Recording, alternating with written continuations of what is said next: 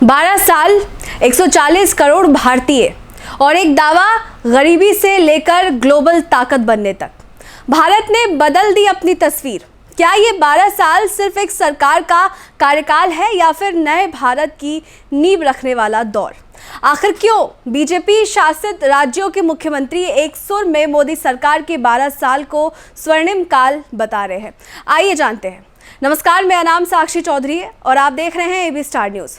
केंद्र में प्रधानमंत्री नरेंद्र मोदी के नेतृत्व वाली सरकार ने अपने 12 साल पूरे कर लिए हैं और इस मौके पर बीजेपी शासित राज्यों के मुख्यमंत्रियों ने देश भर में प्रेस कॉन्फ्रेंस कर केंद्र सरकार की उपलब्धियों को जनता के सामने रखा।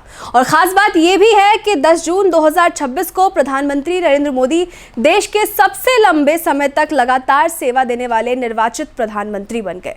12 साल पहले शुरू हुआ सफर आज विकसित भारत के संकल्प तक पहुंच चुका है। बीजेपी का दावा है कि इन 12 सालों में भारत ने विकास, सुरक्षा और जन कल्याण के क्षेत्र में अभूतपूर्व उपलब्धियां हासिल की है। उत्तर प्रदेश के मुख्यमंत्री योगी आदित्यनाथ ने लखनऊ में प्रेस कॉन्फ्रेंस करते हुए कहा कि प्रधानमंत्री मोदी के नेतृत्व में देश को सुरक्षा, सुशासन और जन कल्याण की नई दिशा मिली है।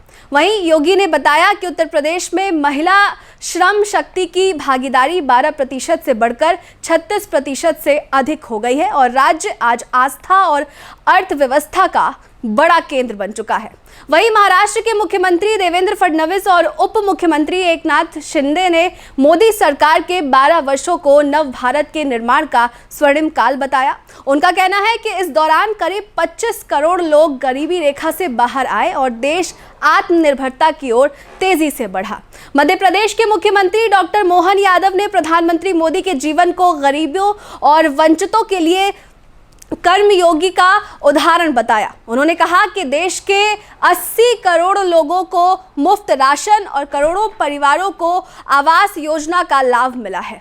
वहीं बात अगर त्रिपुरा की करें तो त्रिपुरा के मुख्यमंत्री डॉक्टर माणिक साहा ने कहा कि मोदी सरकार के नेतृत्व में भारत एक मजबूत, समृद्ध और आत्मनिर्भर राष्ट्र बनने की दिशा में तेजी से आगे बढ़ रहा है।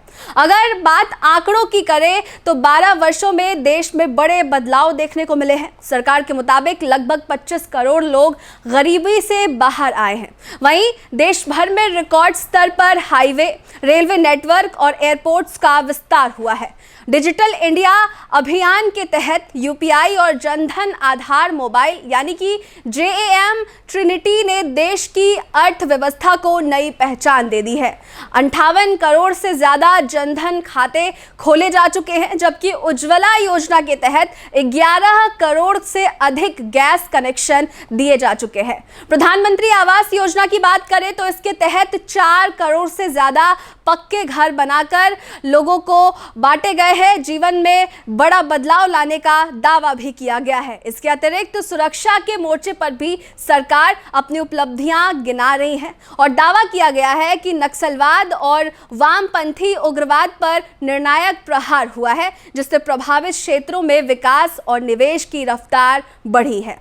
विकास, डिजिटल क्रांति, गरीब कल्याण और राष्ट्रीय सुरक्षा, इन उपलब्धियों के साथ बीजेपी शासित राज्यों के मुख्यमंत्रियों ने विश्वास जताया है कि भारत 2047 तक विकसित राष्ट्र बनने के लक्ष्य को हासिल करेगा। अब सवाल यह है कि अगले 2 दशकों में क्या ये विकास यात्रा उसी रफ्तार से आगे बढ़ पाएगी?